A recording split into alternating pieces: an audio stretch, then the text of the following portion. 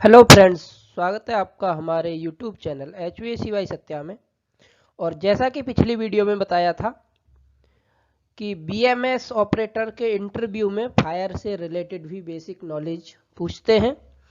So in this video we will talk about basic knowledge of fire and fire extinguisher and fire alarm system.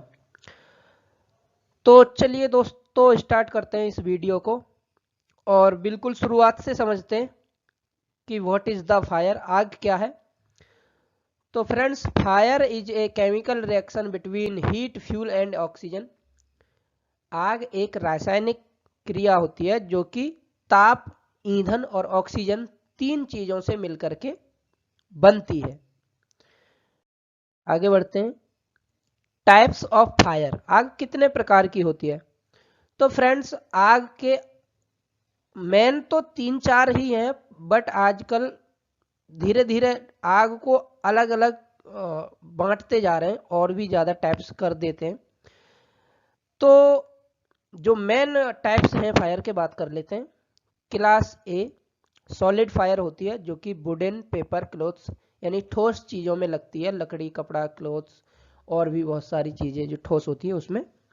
Class B liquid fire होती है, जो कोई oil, petrol, diesel जो liquid होता है उसमें आग लगेगी, वो क्लास बी में आती है। क्लास सी में गैस फायर आती है, जैसे कि LPG में लगे, CNG में लगेगी और भी किसी ऐसी गैस जिसमें आग लग सकती है, तो वो क्लास सी में आएगी। फिर क्लास डी होती है जिसको मेटेलिक फायर बोलते हैं। जो बड़ी बड़ी इंडस्ट्री होती है उसमें लग जाती है।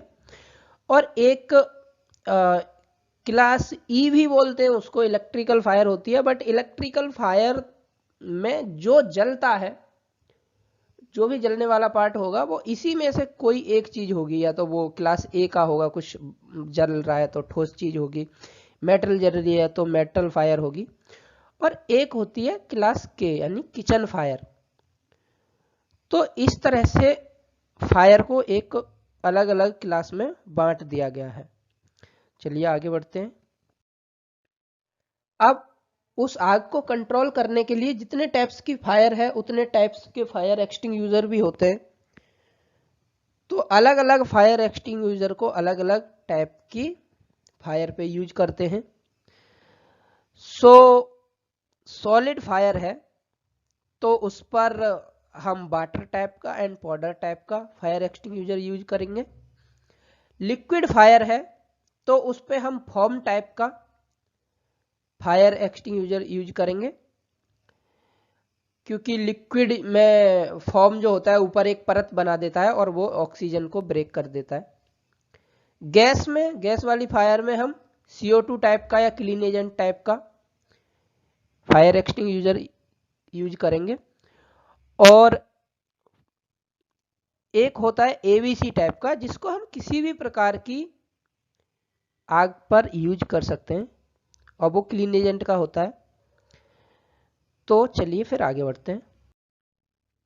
अब how to use a fire extinguisher, कि फायर एक्सटिंग्विशर को यूज कैसे करना होता है। तो फ्रेंड्स, फायर एक्सटिंग्विशर में यहाँ पे ऊपर एक पिन लगी होती है और इसको यूज करने का ना एक फॉर्मूला होता है जिसको पास बोलते हैं।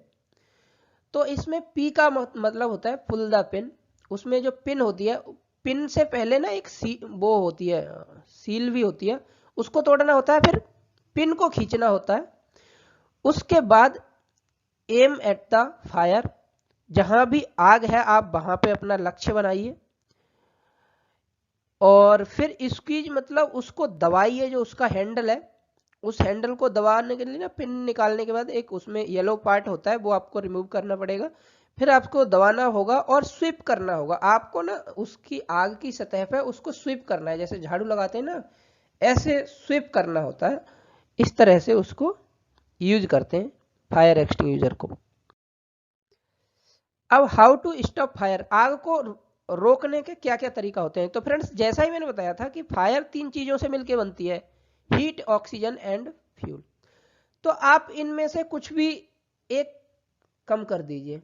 स्टॉप द ऑक्सीजन, आप एक ऑक्सीजन को वहां से हटा दीजिए, आप उसका गला घोट दीजिए तो भी फायर बंद हो जाएगी।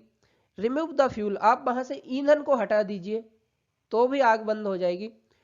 और एक है रिमूव द हीट, या तो फिर आप उसको ठंडा कर दीजिए, हीट को खत्म कर दीजिए तो फायर बंद हो जाएगी। चलिए आगे बढ़ते हैं। अब बात कर लेते हैं फायर अलार्म सिस्टम की। फायर अलार्म सिस्टम में क्या क्या लगा होता है?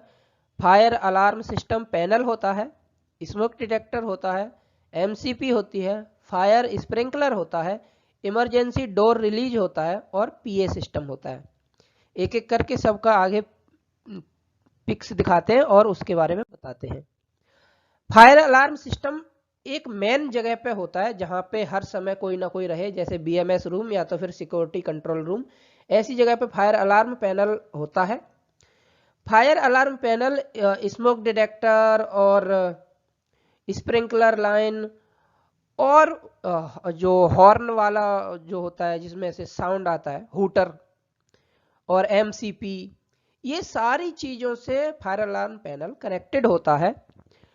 और जैसे ही कहीं पे आग लगती है तो स्मोक डिटेक्टर सेंस करता है, कोई एमसीपी पुल करे,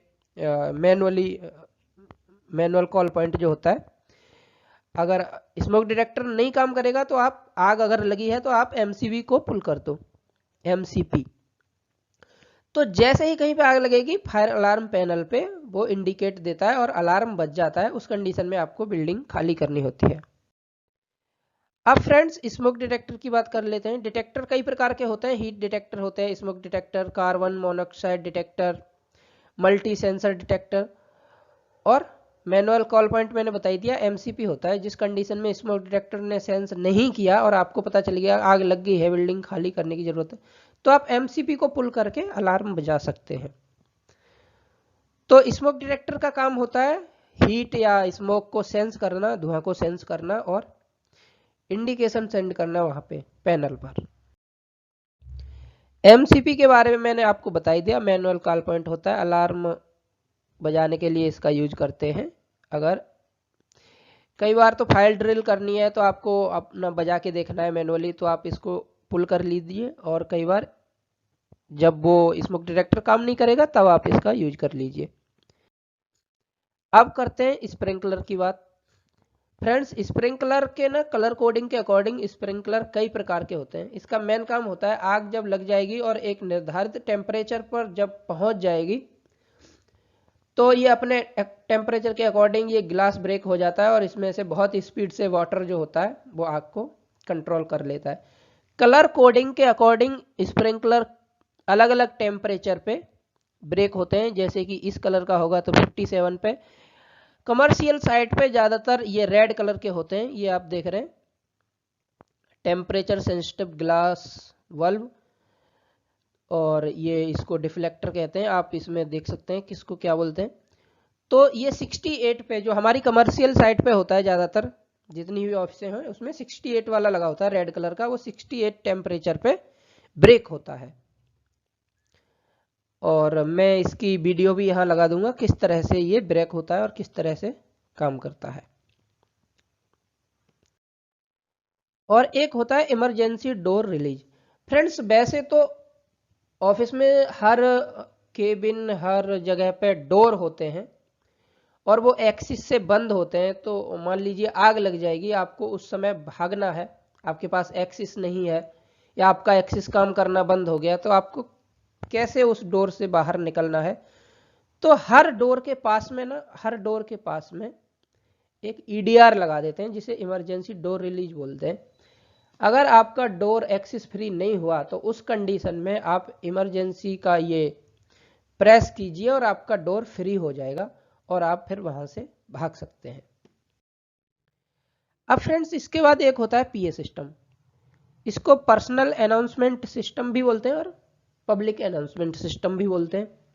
फ्रेंड्स ये भी एक मेन जगह पे लगा होता है बीएमएस रूम या सिक्योरिटी कंट्रोल रूम में, जहां से आप कोई भी अनाउंसमेंट करते हैं। आग लगती है उस समय पे अनाउंसमेंट आपको करना है कि आपको बिल्डिंग खाली करनी है, या फिर आपको कोई खास फंक्शन होने वाला है, उसके लिए आप मतलब लोगों को असेंबली करने के लिए, एक जगह पे असेंबल करने के लिए आपको इसका यूज करना होता है पीए सिस्टम का। तो फ्रेंड्स आज की वीडियो में बस इतना ही, मिलते हैं एक नई वीडियो के साथ। Thank you so much for watching the video. और इसी तरह की वीडियो देखने के लिए HPSC बाय सत्या को सब्सक्राइब कर लीजिए। आपका कोई क्वेश्चन है तो प्लीज कमेंट में पूछिए, हम कोशिश करेंगे उसका आंसर देने की। Thank you so much.